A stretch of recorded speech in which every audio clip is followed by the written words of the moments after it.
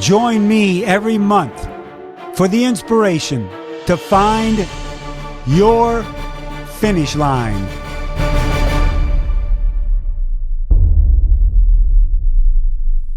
Hello, everyone, and welcome to another edition of Find Your Finish Line, the podcast that helps you get to your finish line. Whether it's at a race or an event, every day in life, we've got to find that doggone finish line. And I have guests on that help you do that with their inspirational stories of what they've overcome to be able to find their very own finish line. But I want to talk to you first quickly about Pillar Performance Triple Magnesium Powder. I was introduced to this back at Ironman New Zealand in December. They said, Mike, it'll help you recover better. It'll help you sleep better. Well, I was a little bit of a skeptic. I didn't take it till I got home, about 30 to 40 minutes before I go to sleep. And I have never slept so soundly, I think, in my entire life. This product is amazing. Plus, if you sleep better, longer, better recovery. So this is to be used before and after your sessions, not during your workouts. Pillar Performance. You can go to thefeed.com, type in my code, MIKE23, and receive 15% off. It's now available in the United States. It's out of Australia, and it's a product I wholly recommend. You got to try it. And my wife loves it too. She tried it, and she's sleeping better than ever. So Pillar Performance on thefeed.com. My guest today is someone that I have been close to over the years. I met him at St. George. We were out to dinner one night. I met he and his wife. And, you know, it's funny when you come across people in life, you kind of get right away who they are. I've just always had that knack to be able to pick someone out and go, you know, this is a good person. His name is Bob Gitsham. He's out of Folsom, California. He's 51 years old. He's got a story of overcoming a tragedy in his life and keeps getting to those finish lines. Bob, how you doing, buddy? I'm doing fantastic, Mike. How about yourself? It's good. It's good to see you. And everybody, if you've seen Bob out on the race course, I'm sure you didn't miss him. We're talking 6'6", 265, 270 pounds, former tight end, Portland State football team turned triathlete. That doesn't happen very often. And Bob, I always ask my guests right away, what kind of workout did you get in today, buddy? Oh, man, putting me on the spot here. I did not work out yet. It's actually a rest day. So Yeah. I always love doing that because I love catching somebody that didn't get a workout in yet. What do you mean a rest day? You don't have rest days. You're training for an Ironman. I know. I'll probably go swim later, especially after this. After talking to you, I'm going to have to go do something. So I'll go get a swim in. So, Bob, you had a goal of becoming a legacy athlete. Your goal was to do that in 5 years where you get 12 Ironmans done and then you can go to Kona. But that goal of yours was waylaid a little bit, or a little lot, in your words, I know. Why don't you take us through that harrowing experience of being in an accident with your daughter in the car and how that set you back? And why don't you go through that night with us, if you would? Well, my daughter just got done playing in a volleyball tournament down in Santa Cruz.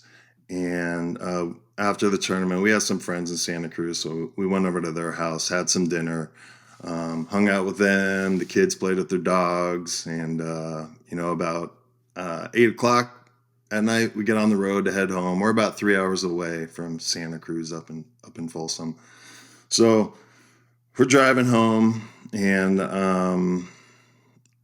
we're just totally cruising along, and I kind of just glanced over to my left, and I see two headlights coming right at me, and it was, a second. I saw two lights, and that was it. No pun intended, but lights were out. Like I was done. And we got hit head on by a reckless driver. They weren't drunk. They weren't on drugs. We were on a 2-lane highway with a suicide lane in the middle, and he was passing illegally in that lane and lost control and hit us head on. We were probably going 70. Who knows how fast he was going? He was going probably 80, 85. His motor flew out of his car, and the police said it was 90 feet away from impact. So it was a pretty vicious impact. So yeah, that's all I remember until about 3 or 4 months later that the impact came back. I remember being hit. I remember going, holy crap, what was that? I didn't know if I blew a tire. I didn't know what happened. But I do remember looking back at, I had my daughter and her best friend sitting in the back seat of my F-150. And I looked at her and I remember saying something stupid, but I was not silly. I just said, hey, I think we just got in an accident. Are you guys okay? And in speaking to her, when we, got to be able to talk, she said, yeah, you just turned around and you mumbled something and there was blood coming all out of your face. And then you just turned around and your head went down on, the steering wheel with the airbag and all that. And she's like, we thought you died. So obviously pretty traumatic for them. And then I woke up, the next day in the hospital, just like, what happened? It was absolute madness.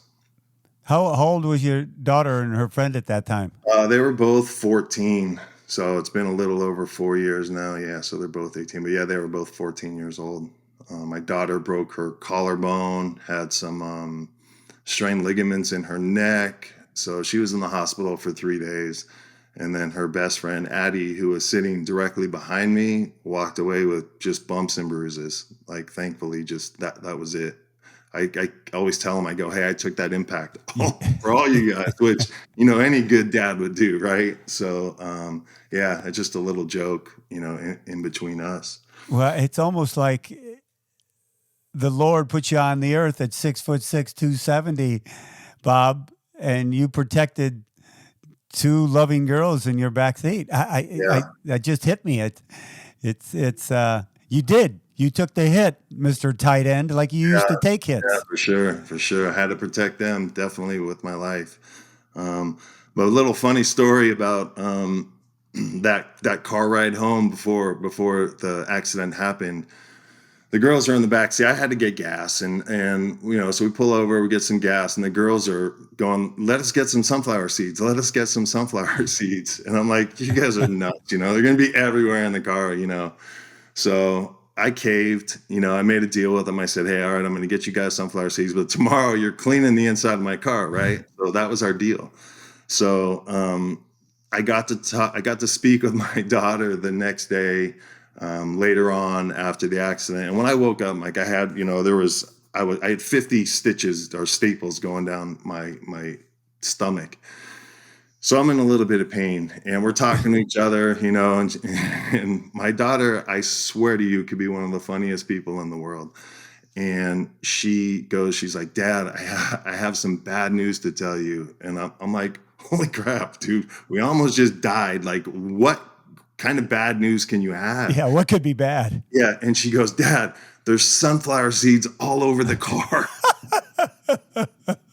So I'm in the house. And I'm like, Mia, just don't make me laugh. I couldn't, yeah, it hurt so bad, but it was such a good laugh just to see that she kept her sense of humor through this ordeal as well.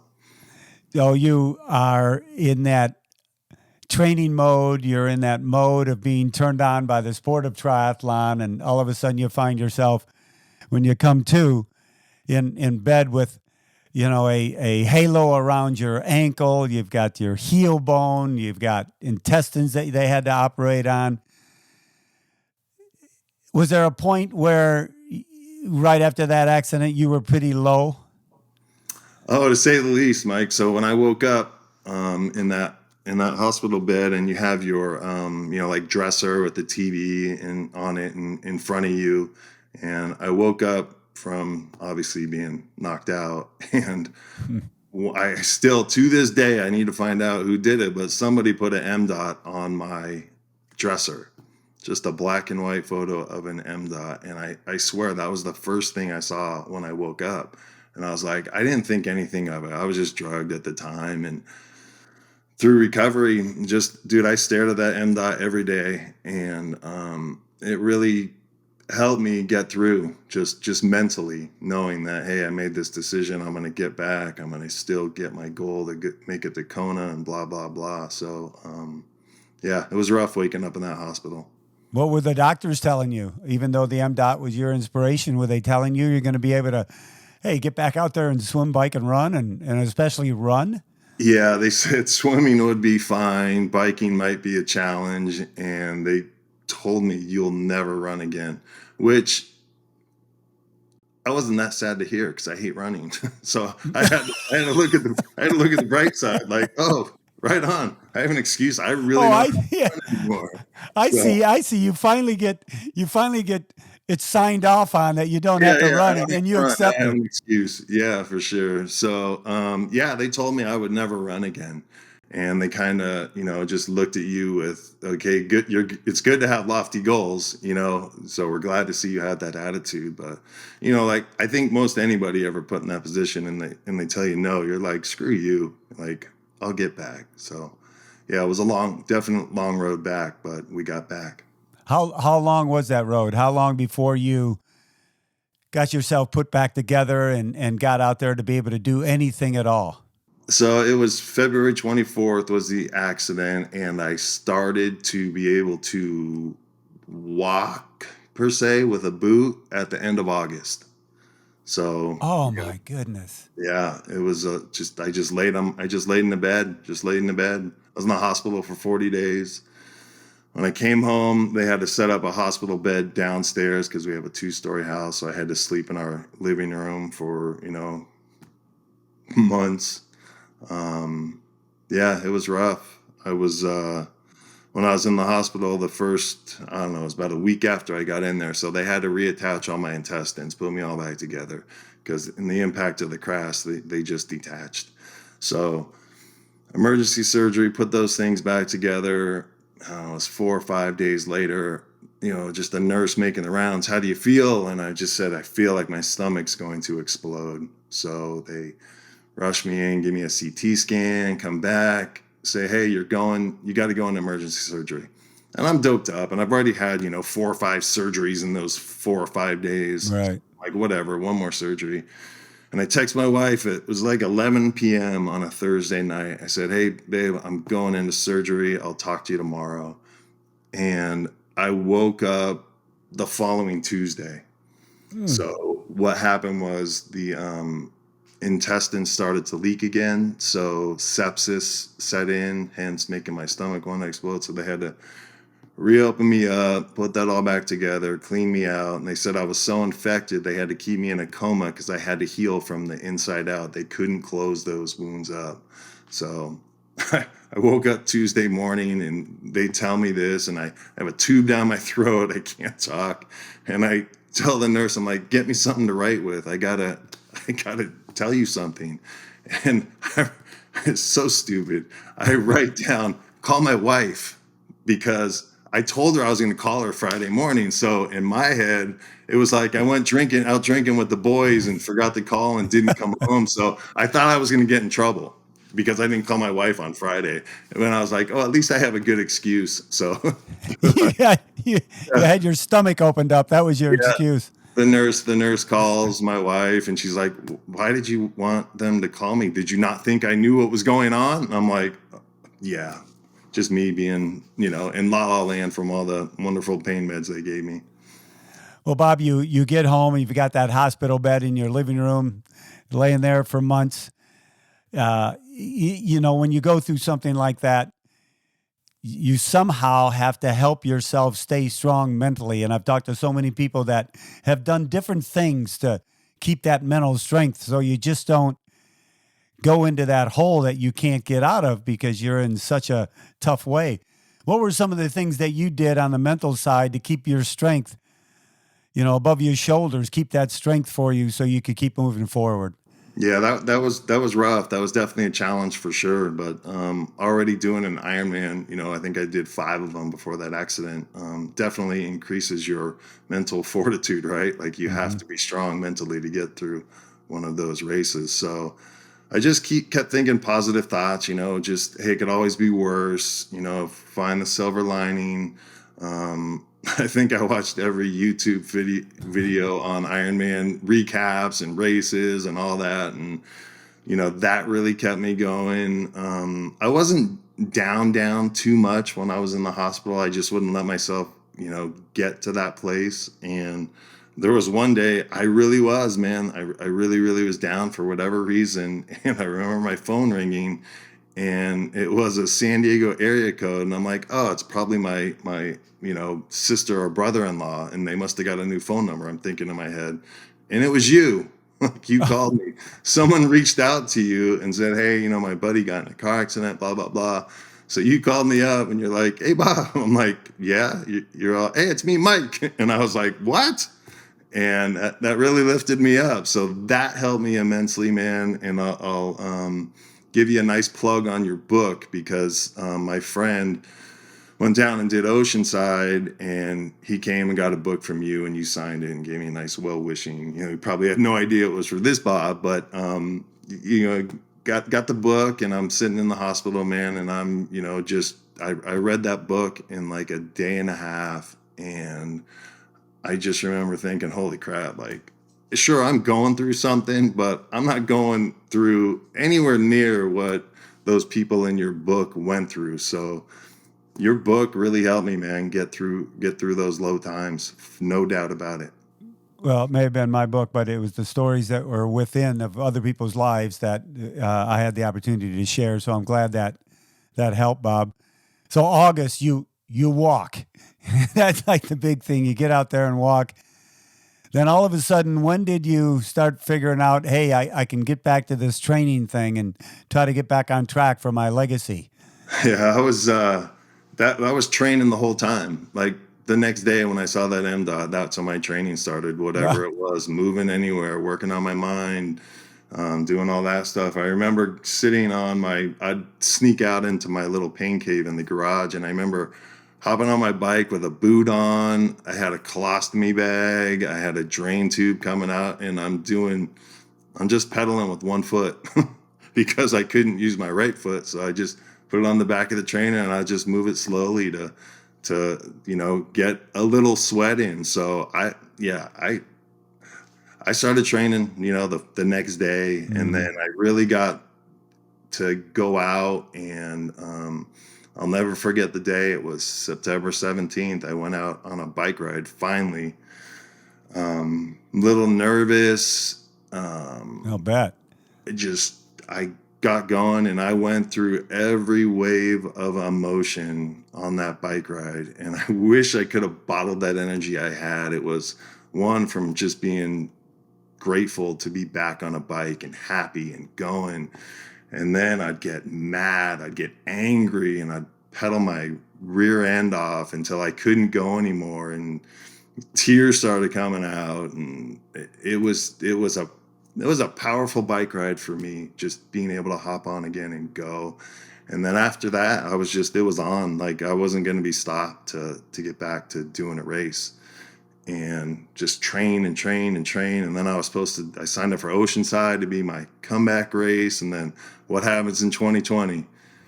Yeah. COVID, right? So every race gets canceled or pushed back. So I signed up for every time Ironman said, hey, this race is probably going to happen, I'd sign up for it. Lubbock, Texas is going to have their race. I signed up for it. I don't even know where Lubbock, I know nothing about it. I'm going to go do one. And they all got canceled until 2020. It was Florida. Yeah, Florida.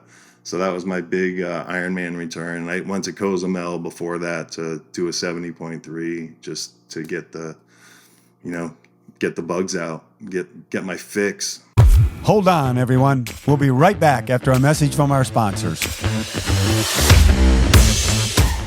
Curad Performance Series, the official medical supplier of Ironman. Curad's far infrared kinesiology tape encourages faster recovery and enhanced performance. Don't let the aches and pains of everyday training and racing slow you down. Make sure you check out all the Curad products at Amazon.com, at Walmart, and Ironman.com. And let Curad help you find your finish line. I just thought about the correlation between that ride you had, Bob, with the wave of emotions going through probably every mile. And you gave me goosebumps thinking about that, talking about that. And then the correlation between that ride and Ironman Florida in 2020, when there was, just us workers at the finish line greeting you when you came on in. It's almost like it was apropos because you did that ride and you had those emotions, and then you did that race, and there wasn't a lot of people there cheering, but you were okay with that, weren't you?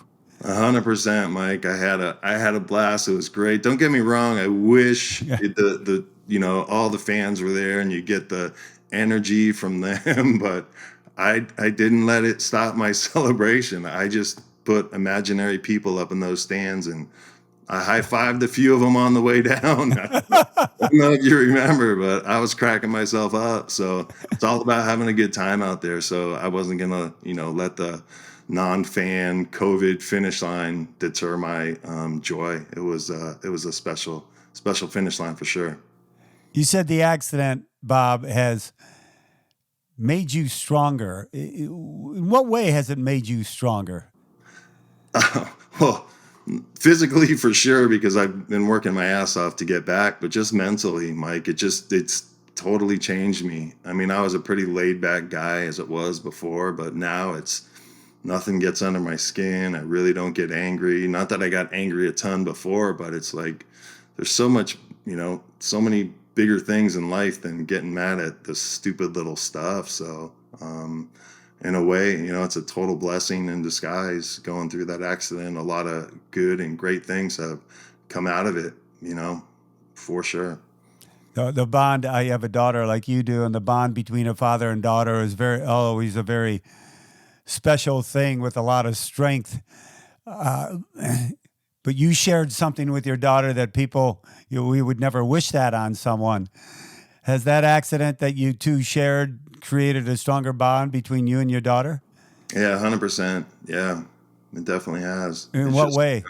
It's super hard to explain in what way. It's just, we've been through some scary stuff together and we made it through. We're stronger for it. We have a strong relationship. And like I said, she's one of the funniest people I've ever met. I wouldn't be surprised if she's going to be a stand-up comedian someday. She's so funny. So, it's definitely made us closer. So after the accident, you get back to that Ironman Florida, and then you start racing again, doing 70.3s, and then that journey to get your legacy slot. How do you keep that balance between the training and your family life and your work life, Bob? Yeah, it was tough. It was tough when I first got into it. It was, we had all three kids here. So now two of them live in Hawaii, and we just have my daughter here now. My wife has definitely been a saint and supporting me do this. I don't want to say allowing, but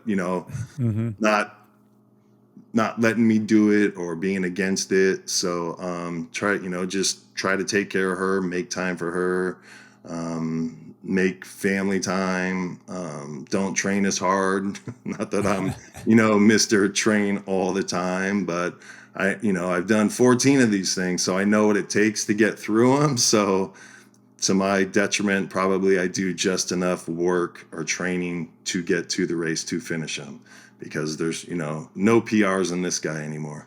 Yeah. You are one of the largest, strongest looking men out there at 6'6", 270 pounds. Do the athletes, when they ride by you or you ride by them, or running vice versa, they say anything to you? Yeah, I get a lot of, hey, great work, big fella. Or, when you see another guy as big as you, we just have that instant bond, like, oh, you're dumb too. Like, what are you doing? You're doing dumb. this, So, yeah, people say things all the time when I'm out there. I don't pass anybody on the run. And if I do, they are having a really, really bad day for sure. I don't even have to ask. But the bike, yeah, they love the draft if they can off me, because why not? But that's my only decent discipline is the bike. So I love the bike. Yeah, and I think the bike loves you, especially after that ride the ride with the wave of emotions ride. That's Yes. still a powerful. Yeah. Powerful. Did you get frustrated at all with? I know you're now in the mode of training for Ironman Coeur d'Alene in June, doing it with all the BCC folks and others. That'll be a great event for you all. But do you get frustrated at all with your training and how it's going? Every once in a while, but it lasts for about 5 seconds because I just refer back to you could be somewhere else, dude. So quit being a sissy and just go forward. So that gets me back on track very quickly. So yeah, I'm lazy. Like I don't like doing my workouts every day, but it's just a part of life now. I get up and I can go out and work out. So there's no reason for me to miss it, and I won't stop. Like What don't. about Bob? What about any residual pain, especially with your, breaking the heel bone is probably the worst bone you can break in your body, and do you have any residual or pain when you're working out, training now with it? Yeah, it's in pain nonstop, Mike. There's never a moment of the day where I'm pain free, especially in my ankle, foot, heel area. That it's just the only way I can explain it to people is if you've ever snow skied and you've wore ski boots. That's what it feels like when I walk with pain in the joint. So there's a joint down there called the subtalar joint where there's a bunch of cartilage in, but from the impact of the car accident, your subtalar joints and a little joint, the impact, it just squirts it all out. So my doctor said it's inevitable that you're going to have to get that joint fused, which Hmm. will relieve you of your pain, but you'll lose your lateral movement. So you won't be able to walk on uneven surfaces like sand or rocks or that stuff. So yeah, the pain is always there. So when I'm running, we call it a bobble because it's a hobble and my name is Bob. So it's a bobble. So when I go out on a bobble, I can bobble for about 5 to 7 miles before the pain in the ankle gets too uncomfortable and my foot swells up. So I have to be strategic when I run my 5 or 7 miles, depending on the day, during the marathon portion of the Ironman. I never heard that. The Bobble Run by Big Bobble. Bob himself. Yes. What, Yeah. what do you choose courses where you don't have any hilly runs, or how do you do that? That's been my goal. I'm so dumb. I'm just so dumb. So when the BCC guys hit me up going, I'm going to do it. We're doing Coeur d'Alene. You need to come do it with us. And I respectfully declined 2 or 3 times. And then Eddie put his little video out for Yeah. the introduction to it. And I'm like, gosh, dang it. I'm going to have to do this. So I texted Eddie, said, hey, man, the invite's still there. He's like, yes, come do it. So I sign up, and then Coeur d'Alene's another hilly course. So to answer your question, yes, I try to avoid hilly courses at all costs. But since these donkeys got me to frickin' sign up for Coeur d'Alene, I'm doing another hilly course. I Yeah. love that. So I'm just too freaking heavy to pedal my big butt up hills. It kills me. Lake Placid, I had to take a nap on the freaking bike. Those hills killed me so much. I did. I pulled over, went under a medical aid tent, said, hey, you guys, can I just lay down? I closed my eyes for like 10 minutes, got back up and took off, and I was good to go. Hey, So, whatever you got to do. yeah, hills kill me. I'm Whatever allergic. you got to do. Definitely allergic to them. Bob, what in your life? What do you read or listen to that inspires you? I always am a big advocate. Yeah, we can find inspiration in other things in our lives, whether it's reading or watching something. Is there anything that inspires you? I don't read too much, like I really don't, and that's probably I'm embarrassed to say that, but I just don't think my attention span allows me to read unless I'm super interested. Like I swear, Mike, this sounds terrible, but you're one of maybe 4 books I've finished in my life. Your book, 3 other ones, and they've all been sports related. I just don't read, or I'll listen to an audiobook. Like I'm okay listening to an audiobook, but if I read, I just fall asleep. So not too many books. A lot of YouTube stuff. I love listening to people's stories. They inspire me. A lot of tragic ones when people go through an accident or something. Obviously, I can relate to those stories very well, and hearing other people talk about what they go through and what they say, it's I'm glad to hear that people feel the same way about things when they say about accidents. Like, hey, it's one of the, in a weird way, it's one of the best things that could have happened to me. Would I change it? I don't know, because a lot of good has come out of it, but the Mm. pain of going through it and the pain I caused a lot of other people, including my family and my wife, I'd probably say no, but I'm always that, hey, let's find the positive in the situation, find that silver lining per se. So that's my attitude about it. They're going back all the way to your college days of playing football, and then you got turned on with triathlon because of a buddy. Tell us that story. Yeah, so my buddy was like, "Hey man, let's go do a half Ironman in Hawaii." And I was like, "You're like most people, you're absolutely insane. Like, no way, I'd never ever do that." Did you even know what that was? Well, I knew what the Ironman was. I had no idea about the distance. So no, I had to do some research and really got into it. And I looked, I'm like, oh, I can run a half Ironman or a half marathon, no problem. Swimming might be a struggle. Riding a bike, I'm like, I haven't ridden a bike in 20 years. Like, how hard can it be to ride a bike? I could do that. And then it was a lot harder than I thought. So I seriously, it was like a few days before Christmas, and I just I call it a hold my beer moment. I put my beer down and said, I'm going to train for this. I'm going to go do it. And I did. Got a training plan. My buddy let me borrow his bike, and just followed a plan as well as I could, and showed up in Hawaii scared to death. It was back when they still had like the wave start with, or mass start within your wave group. Right. So obviously I'm in the age group with there's always 500 people in it. So I'm sitting out there going, holy shit. Oh, sorry.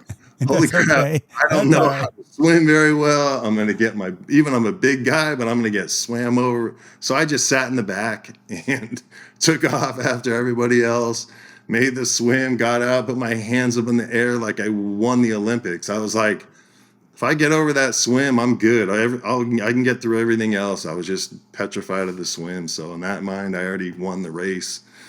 And then just, I got love that. hooked. After that, I went and watched, my same friend was doing Vine Man that following year.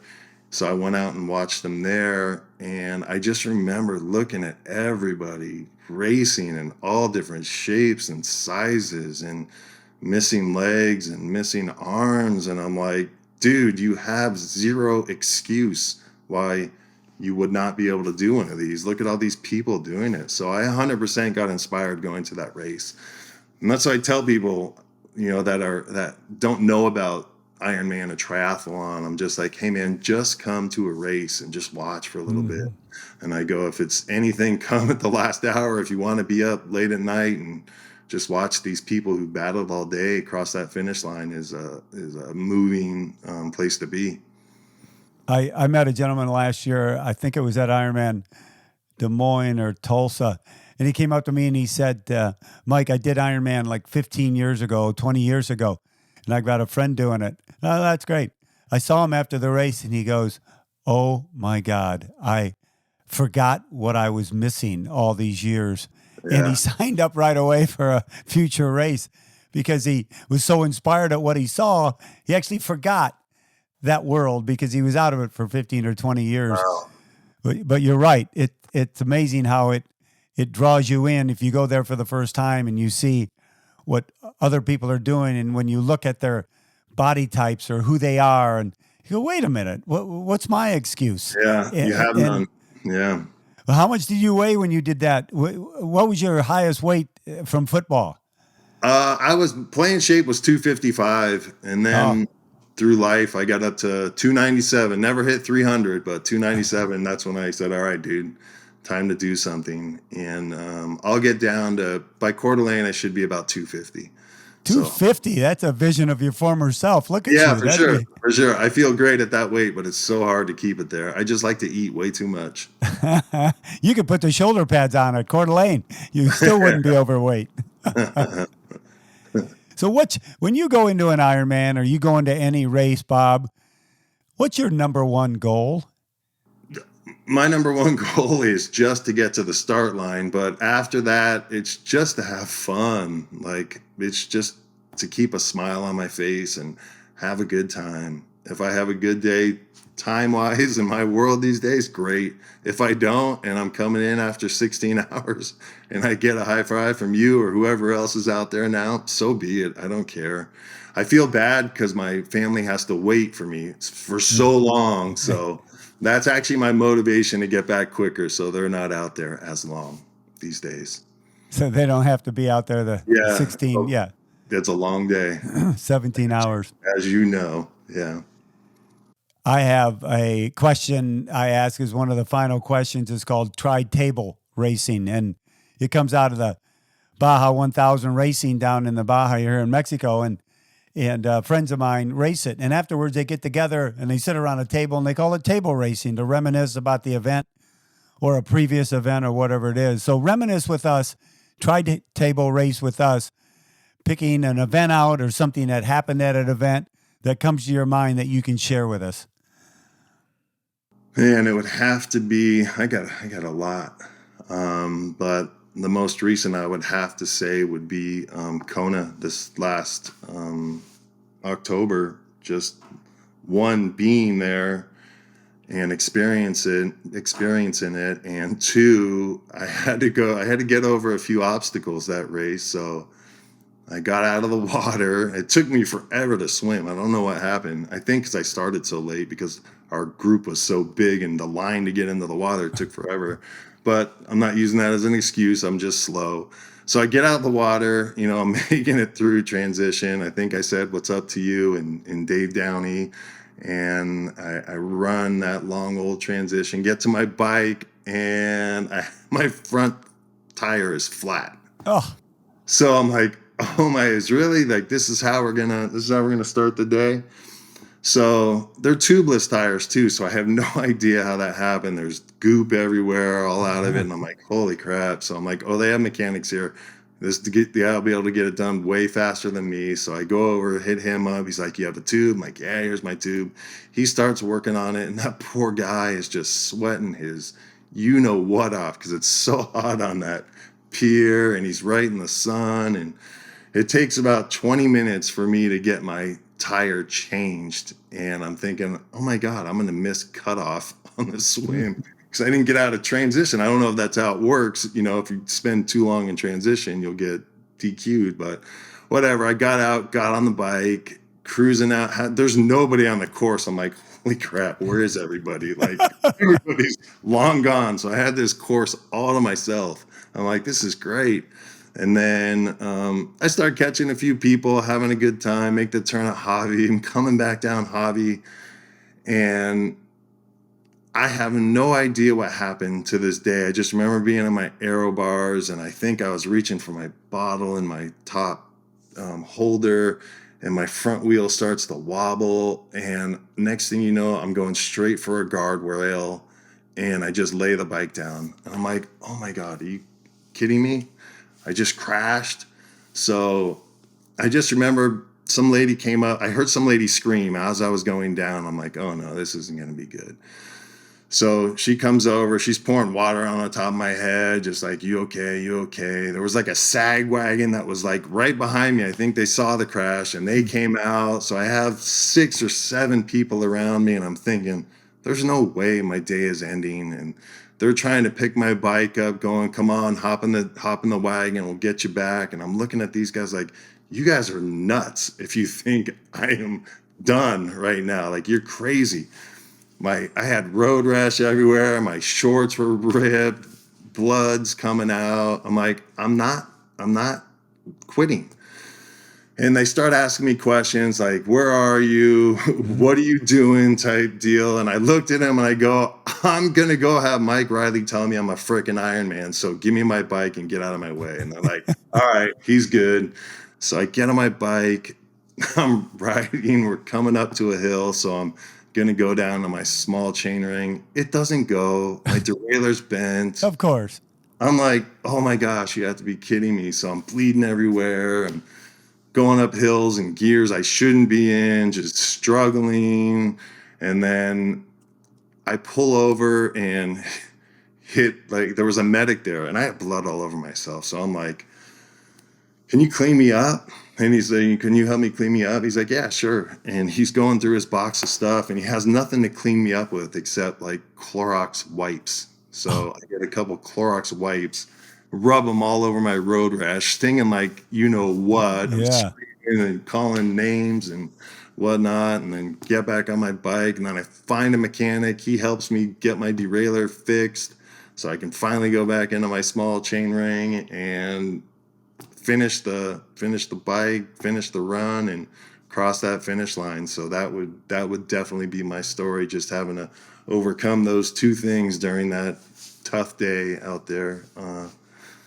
Well, I've heard a lot of stories of people struggling through that race, but everybody out there that has told their story is probably now going, what am I bitching about? My gosh, Right. what Bob went through. Right. You know, the vision I have on that too, of you telling all those people that were helping you out on the road that you wanted to finish. I can just imagine your 6'6" frame standing up and go, I'm going on. They You're not gonna stop me. Yeah. Yeah. People are going, okay, dude, you can go now. We're not gonna mess with you. Yeah, hopefully the 4 or 5 people on that sag wagon got out for worse reasons than that. I didn't want to make them feel bad by showing them up. Like, no, you're not taking me. There's no way I'm not finishing Kona. No way. That's just not in the cards. I love that. I love that. Bob, a lot of age groupers out there like you have, they're balancing family, life, work. They've gone through some tough times in their lives. But what advice would you give to your fellow age group men and women out there that could be going through a tough time? What kind of advice do you have? Man, there's always light at the end of the tunnel. You have to find it. There's always something there, and keep plugging away. Don't let it get you down. The ton of cliche stuff, but they're cliches for a reason, because some of them are so true. So you just got to trust that process, right? And stay on course and stay committed and disciplined, and get out and get your workouts in every day, whether you want to or not, because if it gets taken away from you, you would do anything to be able to get up and go do any of those exercises. And that's like I told you, that's how I get on my funk. When I get in my funk, like, dude, could be way worse. Could be way, way worse. So shut up and quit being a sissy and go. And that's it. Great words of wisdom there, Mr. Bob Gitsham. Thank Well, young man, it is always my pleasure to be around you. I'm glad we met years ago at the Ironman races, and I was able to be there with you at the finish line. You're an inspiration, and I hope you know that. Thank you. Thank you. Lots of people tell me, not by choice, but thank you. Yeah. Well, say hello to the family for me, and I can't wait to see you somewhere. We'll pop into For sure. each other somewhere. And good luck with your training with Coeur d'Alene, and don't let those BCC guys beat you up out there, okay? No shot. No shot. And don't let them draft off you out there. I'll let them do that. That's all good. Especially that Eddie guy. You got to watch out for him. Yeah, for sure. Thanks again, Bob, and thank you, everybody, for tuning in to another edition of Find Your Finish Line. Make sure you check out Pillar Performance, Triple Magnesium.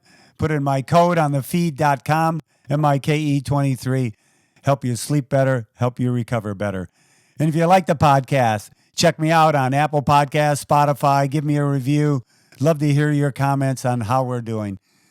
Remember, everybody, most of the time, you're the cause of your own experience. If you think about that, you'll take responsibility for everything you do, everything you say, and how you act.